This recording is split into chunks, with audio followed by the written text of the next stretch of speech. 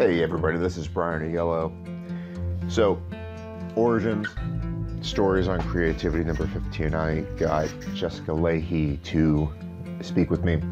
Sometimes I feel like I get my guests by complete luck. She is a New York Times bestselling author.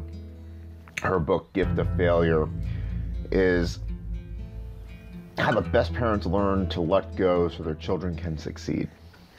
She was a very wonderful conversationalist. She also hosts a show on Vermont Public Radio. Go to the notes, bunch of contact information there. You can visit me, brianyellow.com, Twitter, BRYAIELLO, and enjoy. This is Jessica Lahey.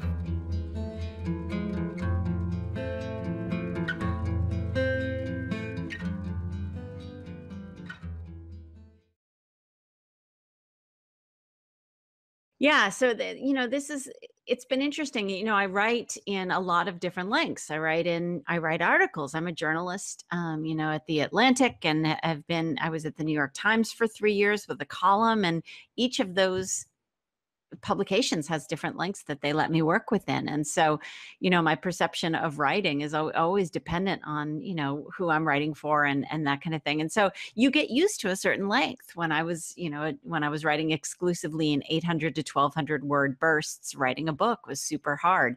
And so writing in this intermediary length and this, 3000 to 5000 word length is a different experience for me. It's really fun, and it's changing the way I think about my topic, but it's hard. It's hard changing lengths.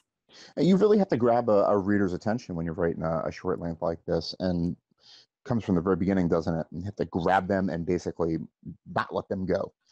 Yeah, a great editor is really, when I get lost and I don't get to my my nut graph as quickly as possible. My editors have always been right there to say, no, get there faster. But having 3,000 to 5,000 words to sort of expand and meander a little bit is lovely. It's it adds to the depth that you're able to talk about something.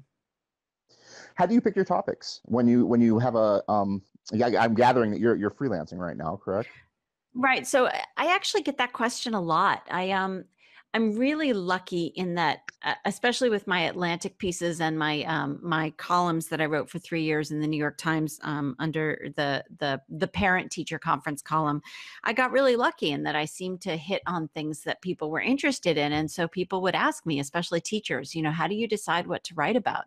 And honestly, I write about what I find interesting, and I think, number one, the best writing comes out of topics that people are really interested in, are really excited about.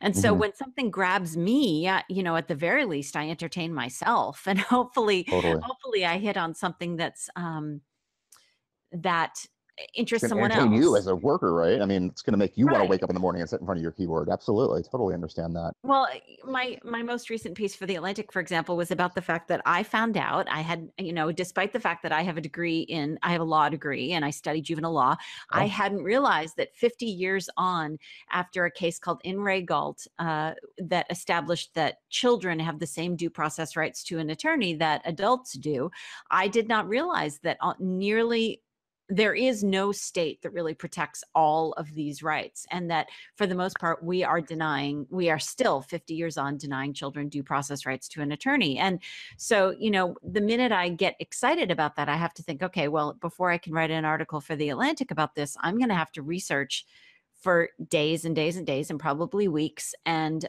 get to the bottom of this. And do I really want to spend that amount of time on this topic? And that's really what it often comes down to. Yeah, that's really interesting. Maybe we can unpack that a little bit. How does that impact the child? Understandably, as a United States citizen, even if you're 13 to 18 years old, you have the right to due process, you have the right to an attorney, you have the right to remain silent. But how is a child able to go through our court system without the attorney standing by their side? Yeah, that's a really great question. It turns out that not very well is the answer. So we do a lot of things in this country that deny kids right to an attorney at various stages in the process. And the most important one to me actually is that it doesn't get our right to an attorney, kids' right to an attorney doesn't get triggered early enough. Often kids are interrogated before they have access to an attorney. And obviously the power dynamic there is so disparate. I mean, you have a police officer, often you have a police officer or a judge just saying, look, let's just get this over with, just confess or just admit that you were part of this or whatever. Let's just get this over with. I'm seeing fear. I'm seeing manipulation. I'm saying, well, if you don't do this, well, here's 20 years of your life that we're going to send you down the river and you're not going to have anything. You're not going to have, Right. And the other problem is that even when we talk to them about the fact that they have the right to an attorney, they don't often talk to an attorney about the fact that they have a right. So often kids will say, well, no, let's just get this over with, or a prosecutor will say, or a judge will say, come on, you have the right to an attorney, but let's just get this done with. And a kid doesn't have the information to know what an attorney can do for them. Like, why do I need an attorney? So before they, deny that right or turn down that right, they need to know what that's all about. Or the attorney's even coming to them and saying, hey, look, they're giving you this deal. Right, exactly. Here's 6 months in juvie, or, you can get 12 years in the pen. Your choice. Right. And then on the other end of things, after kids are adjudicated, it's not really adjudication, but I'll use that word because that's what we use for adults. After that, kids still need access to their attorney when they're in detention. And for many, many reasons, kids are often denied that. In some cases, it's because, for example, under a law called PREA, P-R-E-A, which is to reduce kids getting the chances that kids will get raped in prison. We say that they have to be housed away from adults in prison. Well, the problem is that many states don't have the room to do that. So often we'll shuffle kids to different states, i.e. away from their, or e.g., away from their attorney so that they don't have access to their attorney in the same meaningful way. And often they'll just, the system will just kind of move on and say, okay, well, we're done with you in court. So therefore you don't really need the attorney anymore. So we won't give you access to the attorey. And then there's all kinds of other stuff. Very interesting, because obviously finances. You're given a public defender originally when you go to court. And how are you able to, what is the attorney called when you're in juvie? Well, see, you just made an assumption there. You say, obviously, they're given a public attorney. Well, that's not often the case. Kids are, the decision about whether or not a kid should get a free attorney, an attorney that's a public defender that is supported by taxpayer funds, is often decided according to their families, and that can put it off. That can put the decision off for a long period of time. So during that period where kids' families are being looked at to see whether or not they can afford it, there are a lot of families that would say, no, let's not do this because we kind of sort of can afford it, but not really. So even your statement about the fact that, of course, kids have the right to a public defender, that's not always the case. So I see. So now they've got the right to an attorney while they're being locked up, but they're not being able to afford an attorney. So they're not getting especially in a timely fashion. There's all kinds of reasons for it. There's a really great report that's out right now called Access Denied. And it's about the fact it lays out really clearly how states are denying kids right to an attorney. Just making things expensive. Yeah. That's very fascinating. And then we can go into the whole idea of education behind bars as well. Mm-hmm. Yeah, that's a whole other story. I mean, looking at how kids are educated in prison, that's a direction I really want to go in. Right now, I am looking at how kids are educated when they're in drug and alcohol treatment, because I teach in a drug and alcohol rehab right now. And, even when kids are getting treated for their addiction issues, they really still need to be getting an education, and that doesn't happen. Yes. And often when they're in prison, that doesn't happen in any meaningful way. Really, those kids are either getting kind of sort of a high school degree, or they're getting their GRE, or they're getting nothing at all, depending on where they're in prison. Well, where they're in detention, I should say. I give you carte blanche. You can do whatever you want with the system. How do you change it? Oh, I love it when people give me carte blanche. How do I change it? Well, you got rid of my E. I like that E. Well, the first thing we have to do is we have to start treating kids for what are called ACEs, adverse childhood experiences. We have to start treating them for their mental health issues early on. We have to increase their ability to have access to people who can do that for them. So first and foremost, we got to start dealing with mental health issues. And then after that, we have to start dealing with the fact that, education is meted out really irregularly in this country, depending on whether or not you're wealthy or poor. So poverty is one of the biggest issues in education right now. It's so interesting that you would say this. I just listened to, I don't know if you're familiar with Joe Rogan. Of course I am.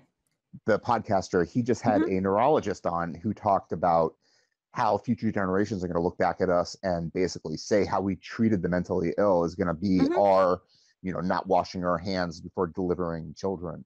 Yeah, absolutely. I mean, the kids that I teach in rehab are kids who have been self-medicating for their own trauma for years and years and years. And I've had kids tell me that the only thing that kept them from killing themselves was the drugs. And so, now we have a kid that let's say was sexually abused, and they have been taking opiates for years in order to self-medicate for that and not deal with the trauma, because there's no one helping them deal with the trauma.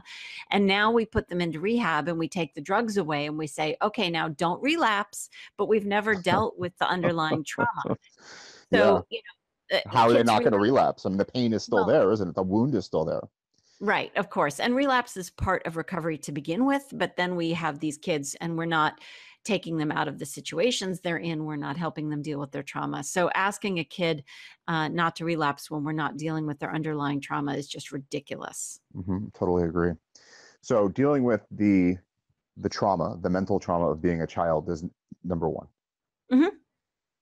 Yeah, well, with the mental trauma of, especially kids who are witness to violence, kids who, are dealing with the fact that they've been abused or neglected, all of that stuff. So that's number one. And I love that, I get to be in charge of this world where now I'm getting all kids access to mental health issues. I'm getting all kids access to therapy. So that's a good start. Getting rid of poverty, again, is one of the other things I will do when I am king or queen. Well, I'd like to know how you're going to get rid of poverty. Oh, I don't have a plan for that. You only said I could be queen. So now I'm queen. I'm getting rid of poverty too, and making education access available to, giving everyone access to a quality education.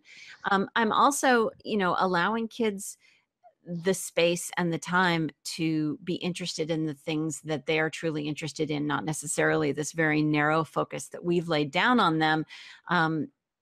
This idea that, business, that you must be a physician, you must be a lawyer, you must be on Wall Street in order to have a productive and successful life. Otherwise, you are somehow substandard in our culture and are a waste of space. I think there are a lot of paths in this lifetime, and we especially. Are there a lot of paths in this lifetime? It doesn't seem like there are anymore, though. Oh, well, there are. We just ignore them. We just, in the same way that we tell kids that there are about 50 colleges that are worthy of going to, we ignore the fact that there are actually 2,800 accredited colleges and universities in this country. We like to pretend that only 50 of them are valid. It's the same thing with jobs. It's the same thing with, vocational schools. We're telling kids that, if you become a welder or a plumber, you are somehow substandard in this country. And yet we rely on them to keep this world spinning. So I'm not really sure how those two messages jibe with kids. But, we've got a whole generation of children that are growing up into their 30s now that it's not, unfortunately, working out very well for them. Well, I think there are many reasons that kids are getting into their 30s and feeling adrift. And I think a lot of that comes down to the messages that we send them about the fact that there is only a couple valid paths through this life. That makes me very sad, especially since the kids I'm teaching these days don't have access to that path for the most part. They have access to, they have access mostly to blue collar jobs and jobs that, even if they can hold it together from an addiction and a mental health perspective, are not on Wall Street. So, those kids come to me and they look at me and they say, well, why should I bother with education? Because, I'm not going to college. So, what's the point? And that's so sad to me, because education is worth attending to, even for the sake of education. Self-development, correct? I mean, regardless of whether or not, selfishly, I'm going to make $100,000 a year, you should at least go and explore yourself, correct? Well, it's also a part of being a culturally and civically literate member of our society. I mean, That's a great way to put it. part of the problem we're having right now is that I don't think people feel particularly effectual in Of course not. in Yeah, I how mean, this we're country is drowning, aren't being. we? Well, and also I don't think I think that we fail to give kids a really good civic education. And we don't have civics anymore. We have social studies, we have geography, we have we don't really teach much about the foundations of this country and what they were based on and how we uphold that as citizens and what our not just what our rights are as human beings, but what our duties are as part of a democratic republic. I think that's really an important thing to be explaining to kids from a very early age and teaching them. That's an interesting point because it goes right back into the whole idea of the actual system they'd be learning that in. It's kind of Yeah. like the medicine tastes really bad, but the medicine's good for you. You know what I mean? Yeah, I mean, I was fortunate enough for many years to teach in a in a school that was a school that was heavy on cultural literacy and on this curriculum that was loosely based on what's called a core knowledge curriculum. Which is horrible, right? Teachers hate this, correct? Oh God, no, I love it. I think Oh, it's one of the okay. best things that's ever happened to education.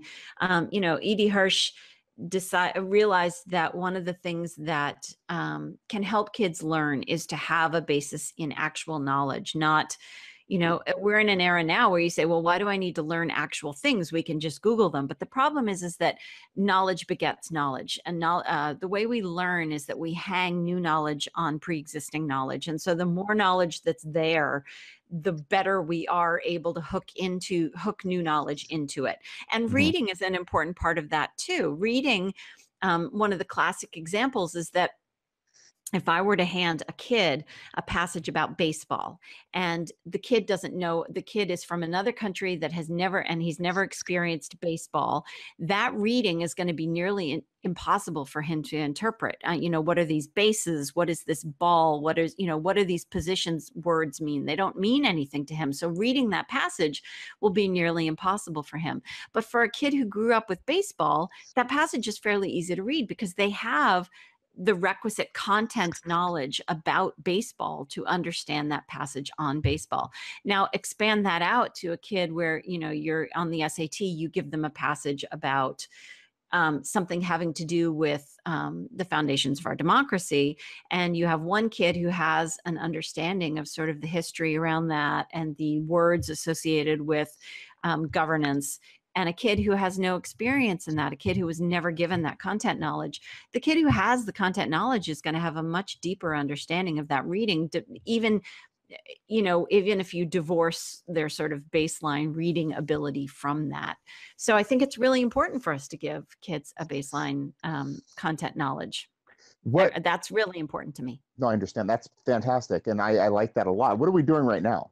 It's not, I thought it was what we're teaching towards a test, and teachers hate that. Well, you're making a lot of sweeping generalizations. Number one, I know. Teaching to the test. Well, it depends on who you talk to. And, we are in a time right now when we are doing a lot of what's called summative testing.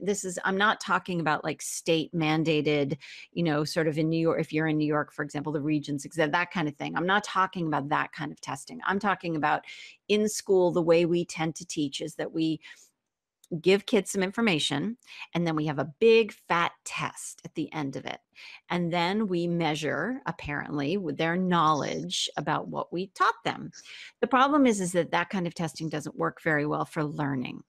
That's really great for teachers. It allows us to put these little numbers in some columns in our grade book, and it makes for nice, neat little packages of grades.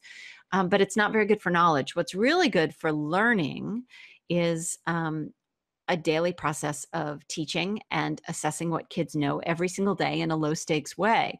But this culture we have of doing really high stakes testing and making kids nervous about it and introducing stress, which by the way, interrupts learning, that's not working. So it depends, if you want to go to head over state mandated testing, I'm happy to do that. But in general, the way we are testing kids, the way we are assessing kids, the way we are grading kids is really flawed.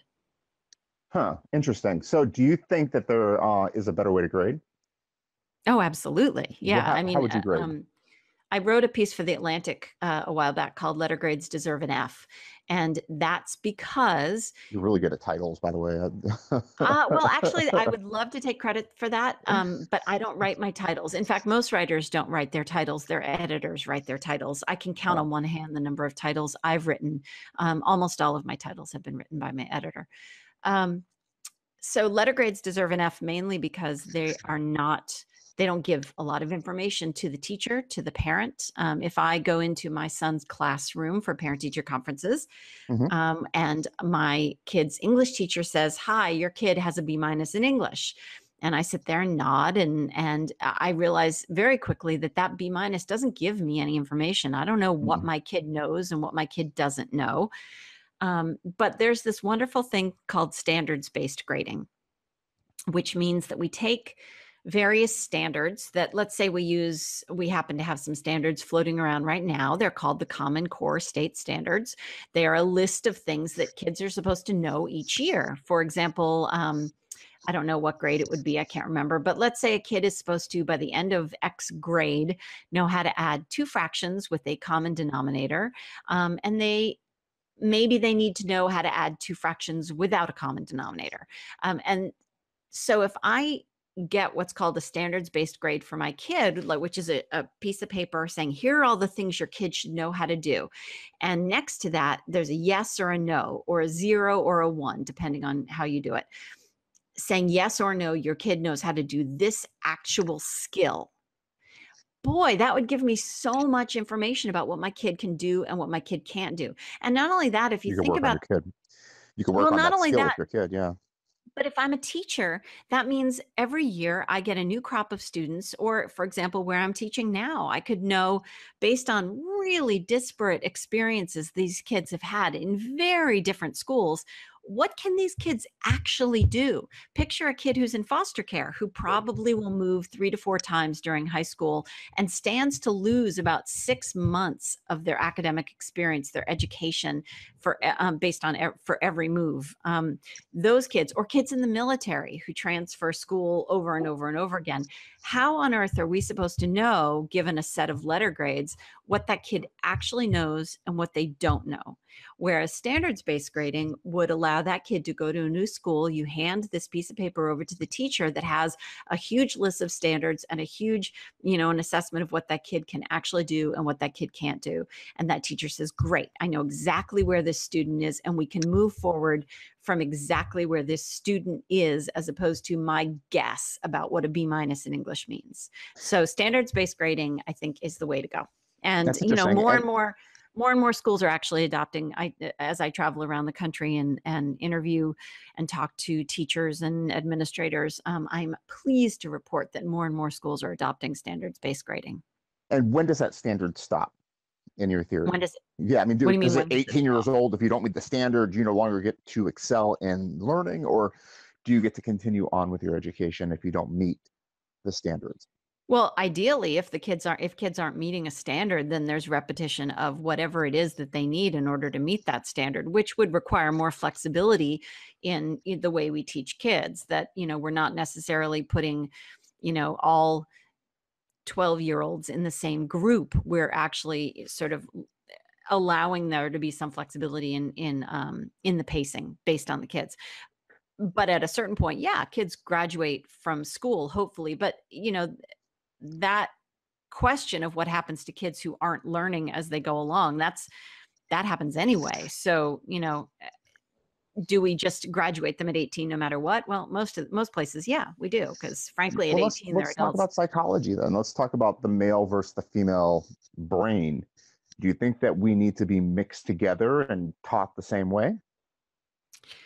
There are phases during development where girls are ahead of boys, and then there are phases in development where boys are ahead of girls, depending on the skills. There are certain areas where girls are better at playing the game of school often than boys are. And these obviously are gross generalizations. Mm. I wrote a piece for The Atlantic a couple of years ago called Why We Need to Stop Penalizing Boys for Not Being Able to Sit Still at School.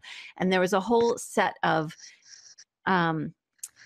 ideas for how to teach boys based on a wonderful book called Reaching Boys, Teaching Boys, or Teaching Boys, Reaching Boys, one of the two. And it gave some really clear guidelines around how boys learn best. We've gotten awfully good at teaching people who are good at playing the game of school, and often boys get left out of That's what that. it is, isn't it? There's a guy named Hunter Motz who wrote a book called The Straight A Conspiracy, who kind of discusses that, and that we're kind of basically making the people who get the straight A's the successful ones, and the ones who don't get the straight A's the failures. Right. Doesn't mean the failures are the dumb ones, but doesn't mean necessarily the straight A ones are the smart ones either. Just really good at school. For talk of, gender differences in schools, I would point you to, for boys, I would always point people to Michael Thompson. I think he's amazing. His books on boys are fantastic. And I'm going to point you to someone like Rachel Simmons, who wrote Odd Girl Out and Odd Girl Speaks. And there's another book by a woman named Anna Homayoun called The Myth of the Perfect Girl. They do a really good job of talking about, for example, I talk about failure all the time because I have this book called The Gift of Failure. And Rachel Simmons did a great review of the book in Time Magazine, where she talked about the fact that the problem with letting kids fail is you have to understand that girls are wired to hear failure, and actually wired is a bad way to say it, but girls have been trained to hear comments about failure differently. Girls tend to think, I am a failure, not this thing I did is a failure. Whereas boys tend to be a little bit better at saying, oh, look, that thing I just did was a failure, but I'm not a failure. Girls tend to internalize failure a little bit differently. And again, gross generalization, but I love to point people over to Rachel Simmons and the work they're doing, that she's doing over at Girls Leadership, to talk about how we can best teach girls. And again, Michael Thompson for the boys. I wonder, I'm thinking about how to be specific, so I'll just use myself as an example. Okay. I feel like my entire high school education was football and fantasizing about joining the Army. That was basically it. I got out of the military, I went to college, and I got interested in education. At 22 years old, I got interested. All of a sudden, I got to learn things for the first time in my entire life. It was not how can I trick my teacher into leaving me alone? It was, I can put things in my brain and actually regurgitate them in a way that makes sense to me. It was fun. I wonder, is there a way to stop stressing out these kids and start concerning ourselves with the fact that we're all human that learn differently at different times and in different ways? Yeah, you happened to pick on a perfect topic for me to talk about, math, because I was told in 7th grade not told outright, but shown by a teacher who was, kind of well-meaning in 7th grade, that I was bad at math. So I internalized that and I said, okay, I'm bad at math. And I proceeded throughout my education to assume that I was bad at math and to avoid it, thus, of course, compounding the problem. And when I was teaching middle school, I was an English and Latin teacher in middle school. I just and I had just started to read a lot of Carol Dweck. And Carol Dweck wrote this incredible book called Mindset, about our understanding about how we learn and our acceptance of learning as a growth process, as a process of, pushing ourselves and right. So I had just read Carol Dweck's Mindset, and I was really pissed off about the fact that I had been told that I was bad at math, and I had allowed myself to internalize that, and I had allowed myself to become that. I had become this, math failure. I had actualized that. Yeah. So when I was 40, whatever, I'm 47 now, so probably 43, I went back and took Algebra 1 at the same time that my son, who's just graduating from high school, took Algebra 1. So we took it together, and I took it with my students. It happened to be during my one open period during the day. My colleague taught Algebra 1. So I sat in on her class and I took her class. I did all the homework. I took the tests. I took the quizzes. And you know what? I'm not bad at math. I was bad at math when I was in 7th grade. It wasn't something that my interests ran to, and it certainly wasn't something that came to me easily. And so the minute it didn't come to me easily, I just assumed it was beyond my, it was just wasn't a possibility for me. It wasn't something I'd ever be good at. And so, I think, and I wrote a whole series of posts about this because I needed people to guide me through it. And once I had them, I had these people to sort of talk me through concepts. Partially part of the problem for me was math teachers were always telling me just to accept concepts and not question them. They'd say, X, they would say, X to the 0 is 1, and just accept that. Don't ask any questions about it. Don't get all crazy wanting to know why. Just accept it. Right. Yeah. And that doesn't go over very well with me, and it never has. And so it wasn't until people were willing to answer those questions for me and say, let me show you why that is. In my case, sometimes it was my students that taught me that. I have a Post-it note on which a student of mine was the one to help me understand that concept. I also was very lucky to have some friends in high places in math. Steve Strogatz, actually, who teaches at Cornell. He's a math professor at Cornell. He was able to sort of talk me through some of the concepts I didn't understand. And it was fun, and I loved it. And I still think it's fun. And yeah.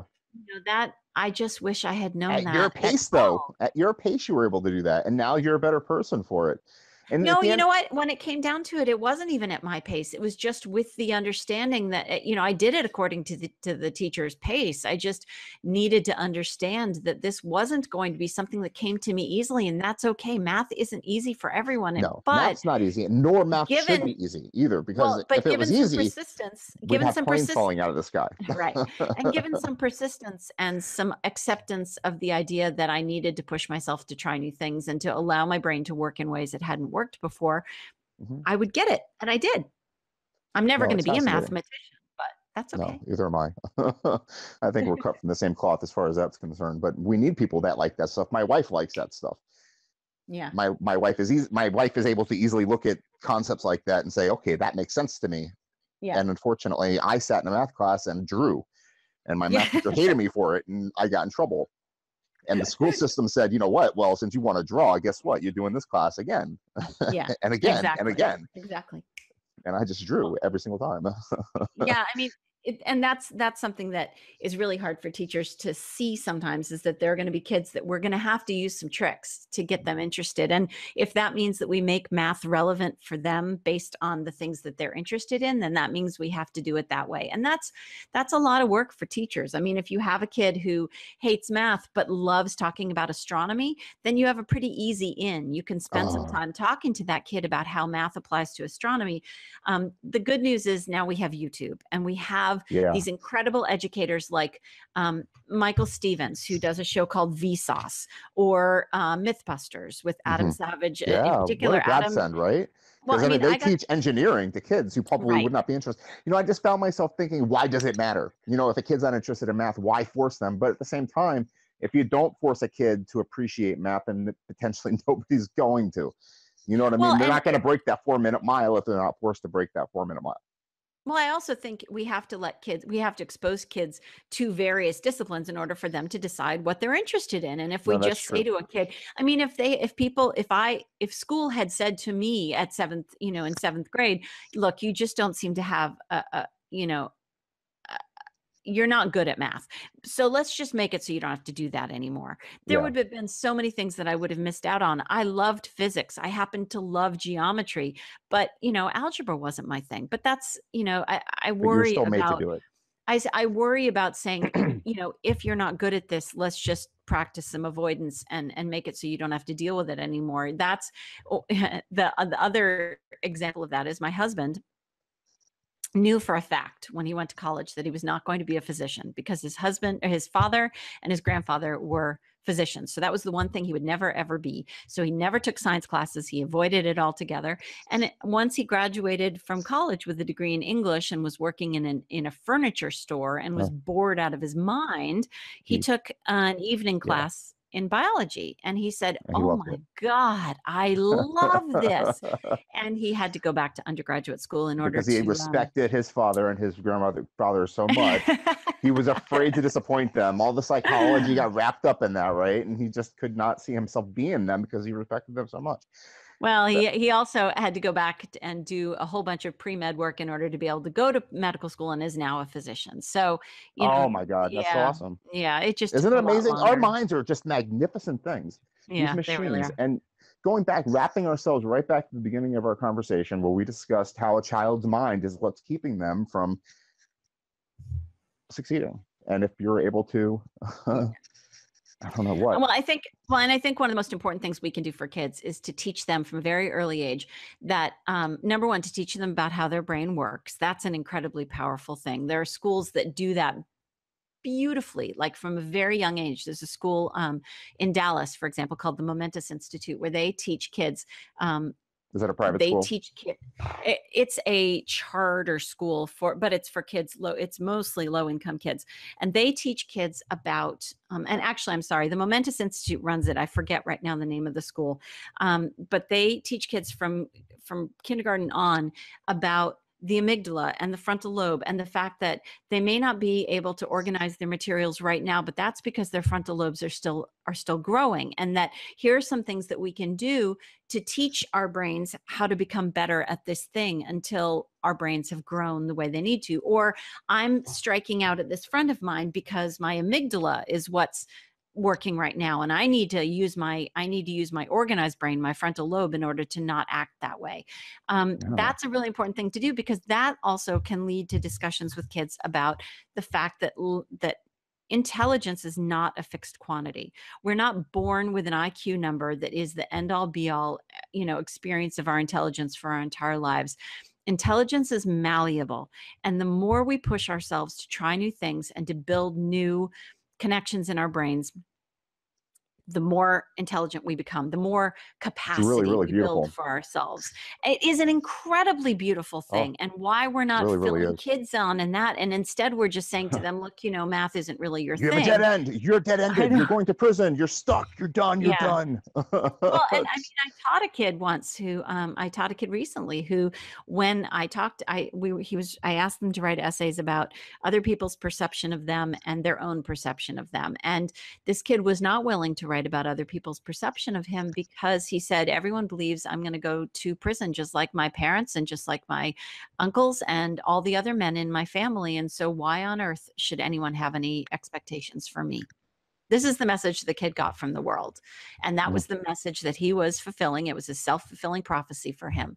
And, he may very well end up in prison. I know. What a nightmare. Why would he want to investigate that nightmare too? I mean, now that these are the kids that I teach, I'm desperate to figure out ways to be the kind of teacher that shows them that there are other things that we can hope for, that they can hope for. The sad thing though, is you're only in their life for such a short amount of time, a year, and they've been alive for 16, 15, 17 years already. Oh, I'm not even in their lives for that long now, because I'm in their lives for as long as insurance will pay for their rehab. Wow. So that's it. So how long is that normally? It depends. It could be 28 days. It could be 2 months. It could be 3 months. 3 months really is the outer limit. And unfortunately for kids in recovery require a much longer period of time in order to really, and recover is sort of it's a flexible term here. Kids need much, much longer than that in order to actually deal with their issues, the underlying issues that are triggering them to take drugs in order to self-medicate. Nowhere near adequate. Are we talking about meth and opioids? Are we talking about cannabinoids too?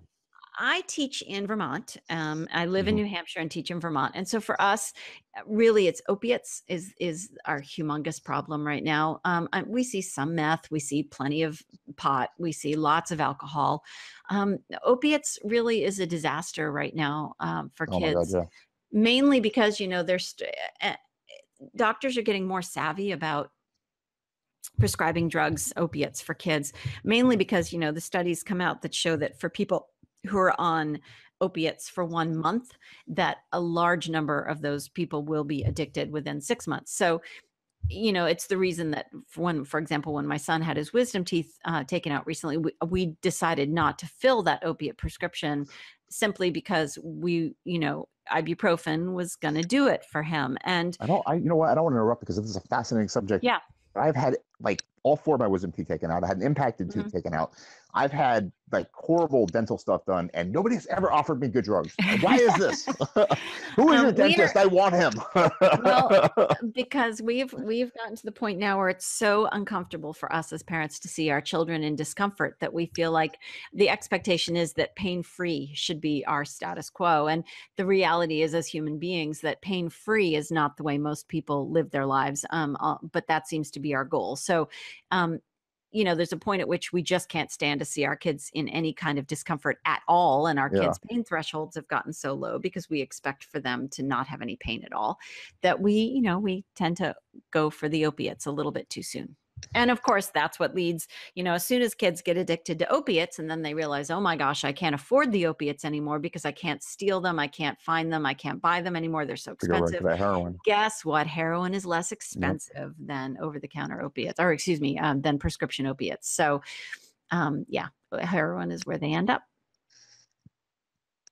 So we are in a culture where marijuana is potentially being legalized. Do you think it's going to be helpful, or do you think it's going to cause more of a strain on our children?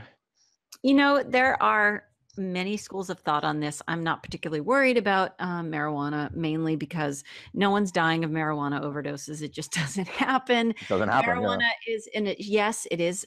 People get addicted to marijuana. I teach lots of them.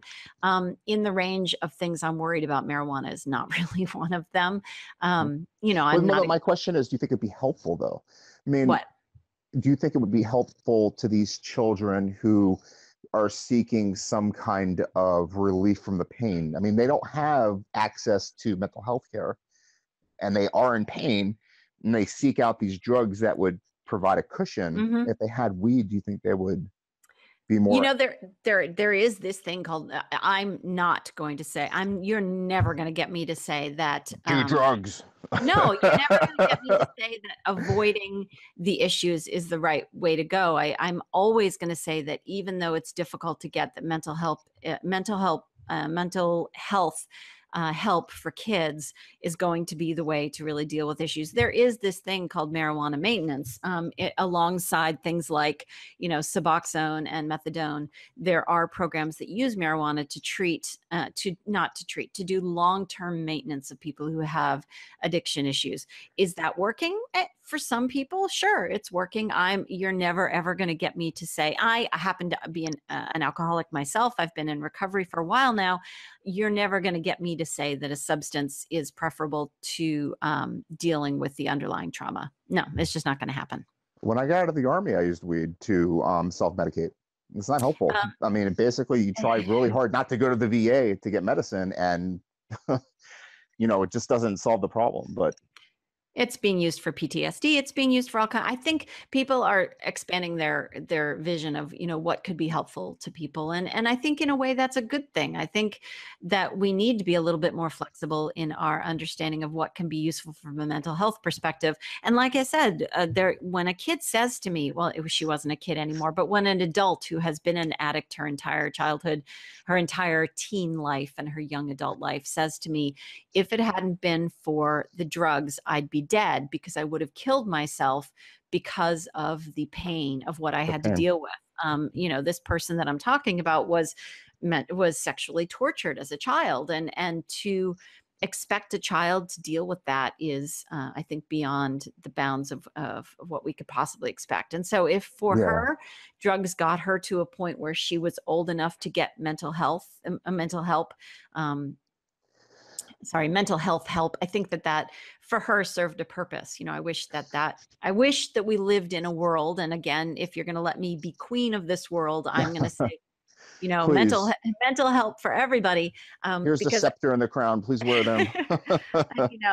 Kids, for example, I have worked in many, many schools where even just access to a counselor isn't reasonable because school counselors are working at way over capacity in terms of how many students they're supposed to be dealing with.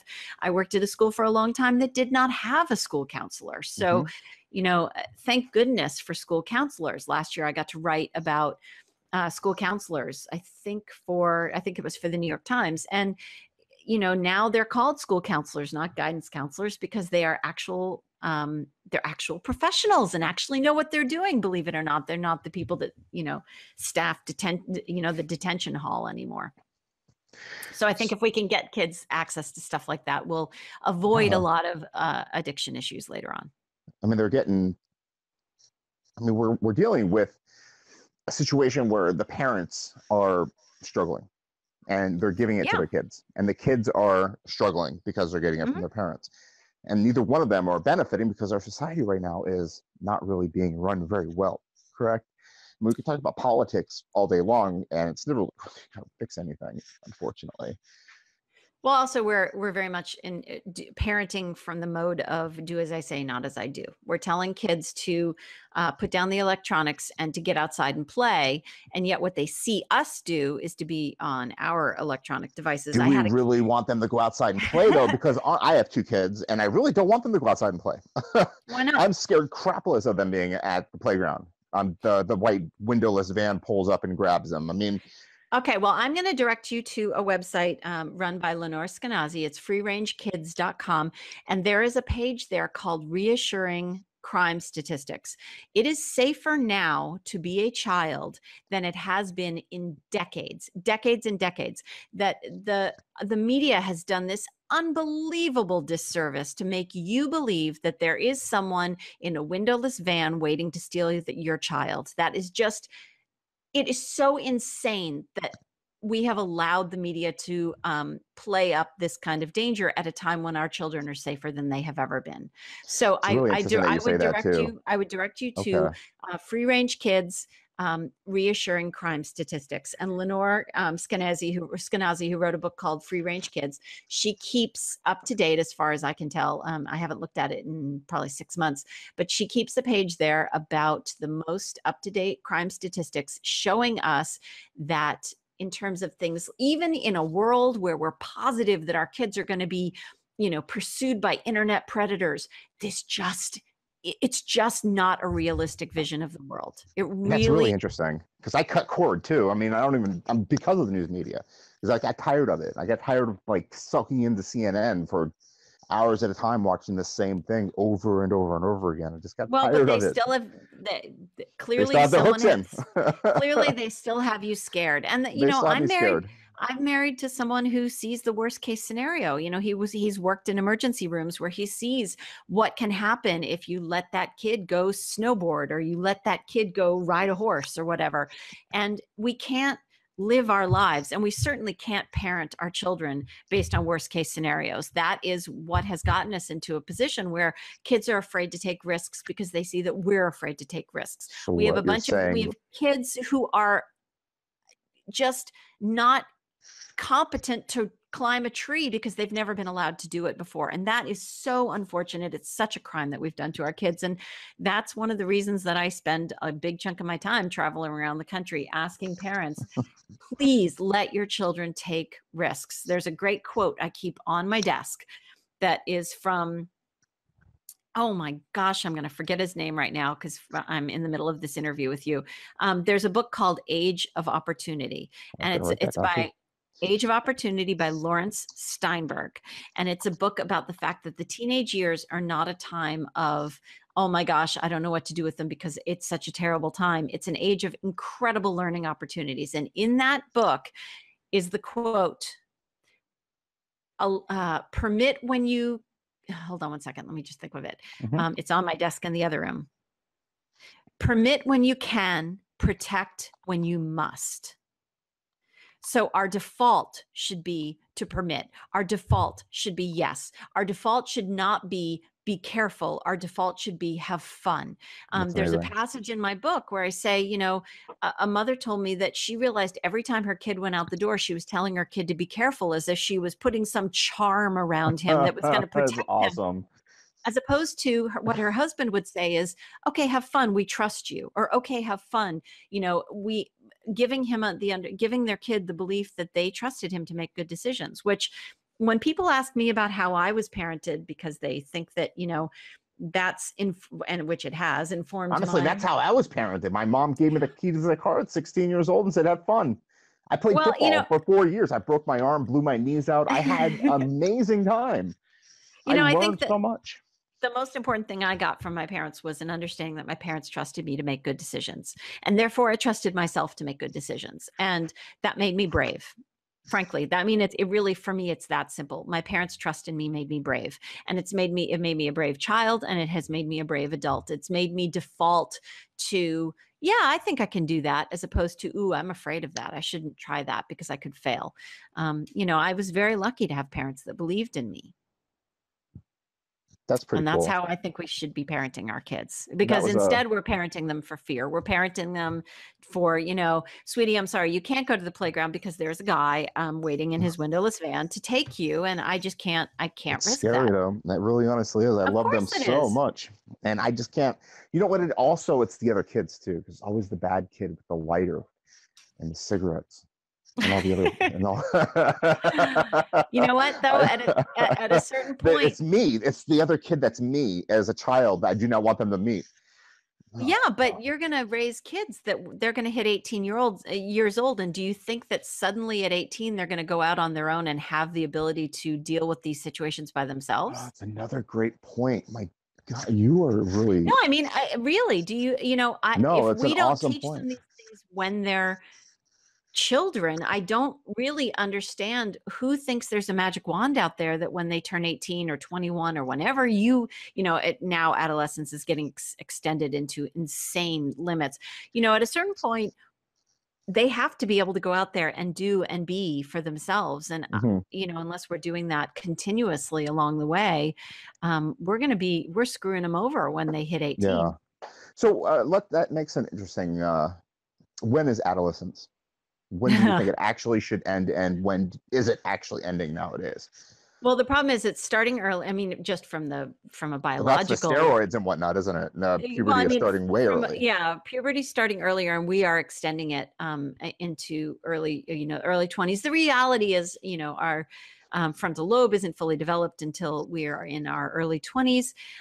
If we continue to handicap our children the way we have been, we're going to just keep extending adolescence. But there are two different things we're talking about here. We're talking about from a social perspective and from a brain development perspective. And from a brain development perspective, Lawrence Steinberg's Age of Opportunity is a fantastic resource to read about exactly how the adolescent brain works and when it's done developing and all that kind of stuff. The brain of opportunity.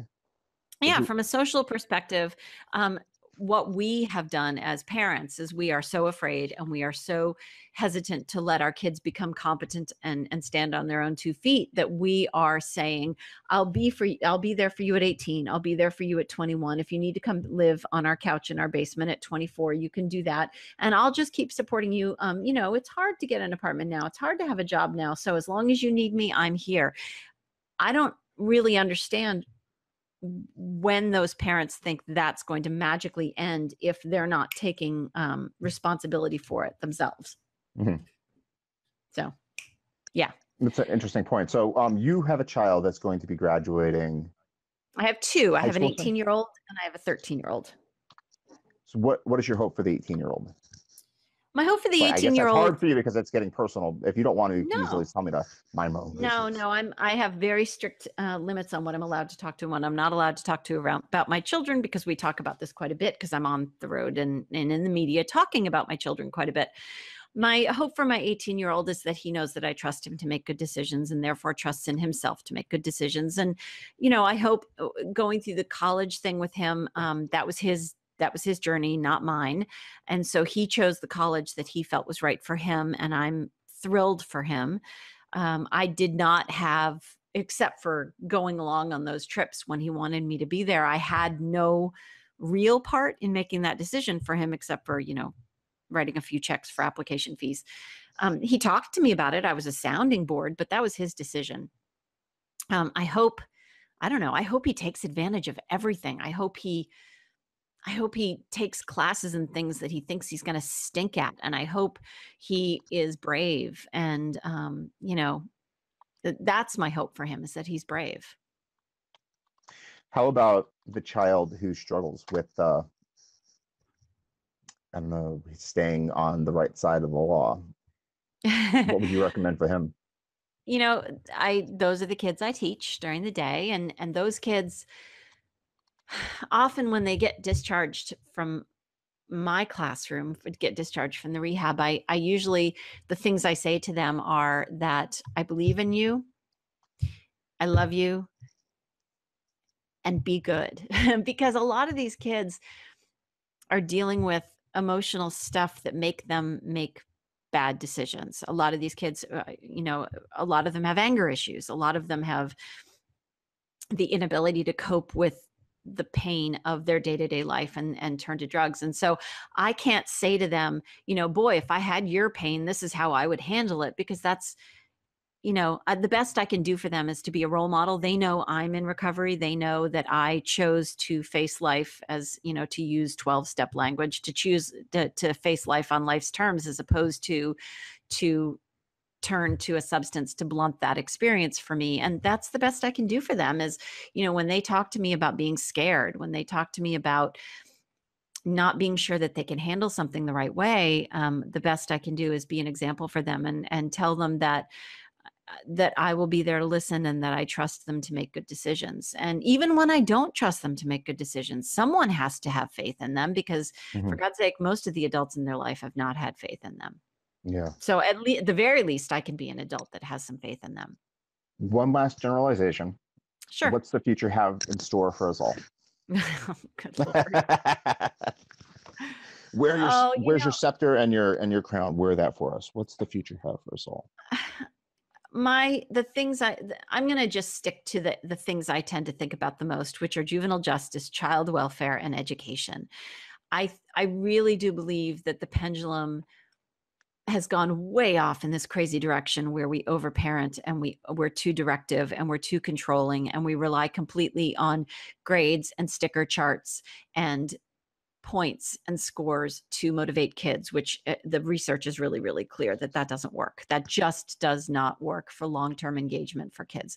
So I really am an optimist. I really believe that we've reached a critical mass in which, parents are starting to say, oh my gosh, this is starting to feel really bad. And my relationship with my kids sucks, because all I do is nag them, and all I do is dangle carrots in front of them, and all I do is promise to pay them if they get good grades, and all I do is punish them. And that doesn't feel good. So what else is there? And all I can do at that point is just, keep publishing articles on what really works to help kids learn, and what really works to help kids stay off drugs, and what really works to help kids grow up as addiction resistant and as engaged in learning as possible, as engaged and as interested in learning for learning's sake, as opposed to because there's this golden ticket out there on Wall Street that's their only avenue toward a healthy, happy life. I'm an optimist. I really do think that we're kind of coming around. So I think things are going to get better. There we go. That's my proclamation. And so this might be the first generation of lifelong learners, just out of necessity more than anything else. I think there's a combination of that and just our incredible accessibility to information is accessible to us at all times. And I think if we can harness that and we can help kids use that as opposed to rely on it as help kids sift through, become more critical of the sources that they look at on a day-to-day basis, have them say, oh, what's real news and what's fake news? What's a reliable source and what's not a reliable source? That's our job. All the information is there. We just need to teach kids how to be smart about accessing it and how to be smart about judging whether or not something is a biased source of information or, something that's, a peer-reviewed, evidence-based source of good information. Oh man, I have a feeling you're talking about the Flat Earth Society. I'm not talking about anything in particular other than the fact that I see a lot of kids who Google the answer for something and don't take any heed of where that information is coming from. Have you heard of the Flat Earth Society? Of course I have. Oh my goodness, I can't even believe that's happening. I have a 13-year-old. Of course I've heard of the Flat Earth Society. I'm sick to my stomach. I actually think they're a bunch of trolls. I can't even believe it's happening. It's just unbelievable. I have a 13-year-old who's obsessed with conspiracy theories. He loves to investigate conspiracy theories. And so I hear about all the good, juicy conspiracy theories. As long as as long as they're investigating, I like that word being included there instead of just believing them. Well, and I'm really worried about people who say, "Ooh, don't read about that because that's a scary idea." I've always been a fan. I was lucky to have parents who told the librarian at our local library to let me read whatever I wanted and not censor what I read.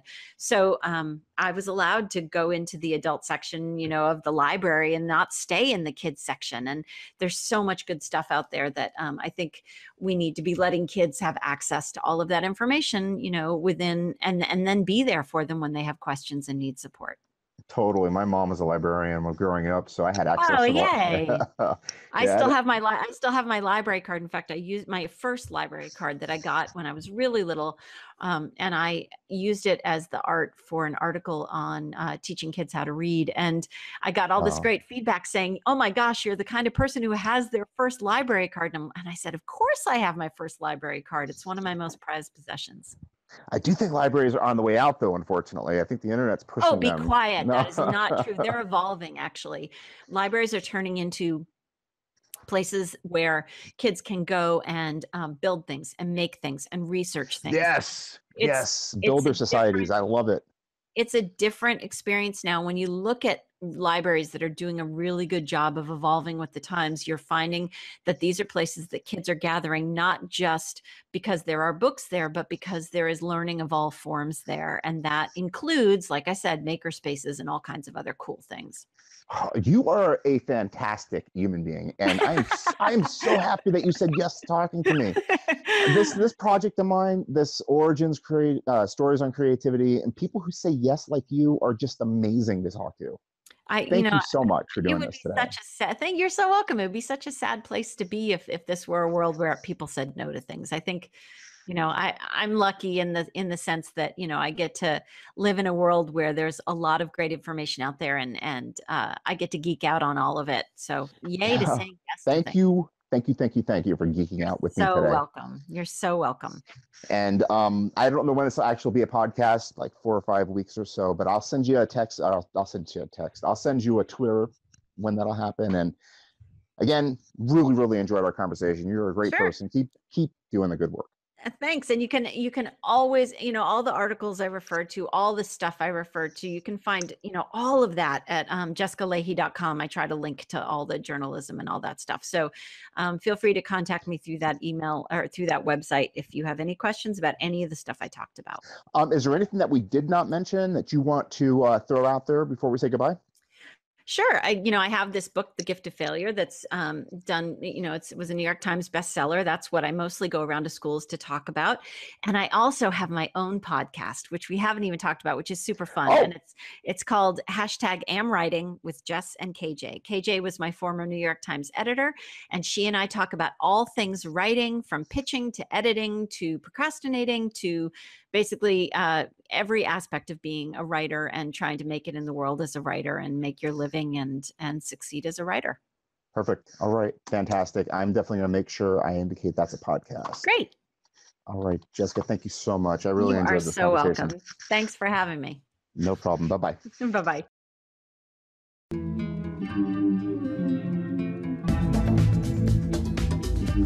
And that was Jessica Lahey. Contact information, again, is in the show notes. Read a book. Check it out. As a parent, you can't be too prepared for what's to come, and education is important. Obviously, it sets children up for success, and it's not just your child. You're going to be with other people's children as well. My next episode is with a curmudgeon, John Patrick Grace. He is a publisher. He runs a vanity press called Publisher's Place in Huntington, West Virginia. He's also a poet. He's been in the newspaper field for a very long time. He had some good things to say. Until then, have a great day. Bye-bye.